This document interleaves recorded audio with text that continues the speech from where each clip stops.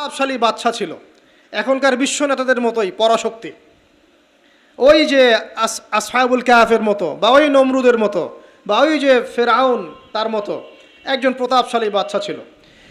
তার অধীনে একজন বড় জাদুকর ছিল। কি ছিল? আচ্ছা, মজা আছে, ভালো করে বোঝেন। একটা বড় জাদুকর ছিল। এখনও কিন্তু বহু কান্ট্রি এই জাদুবিদ্যার চর্চা করে, আপনারা জানেন না। ভিতরে ভিতরে জাদুবিদ্যার চর্চা এখনও চলছে। আর এই জাদু সত্য, জাদু সত্য, চোখের বদনজরও সত্য। সায়েন্স বিশ্বাস করুক না করুক, এগুলো সত্য। কারণ কোরআন বলেছে সত্য, ব্যাস সত্য। জিন সত্য নাকি মিথ্যা? ফেরেশতা সত্য না মিথ্যা? কবরের আযাব সত্য না মিথ্যা?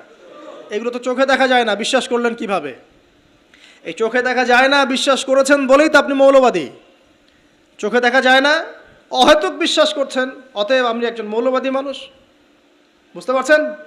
তো এই বিষয়গুলো বিশ্বাস না করলে কি আপনি মুমিন হতে পারবেন?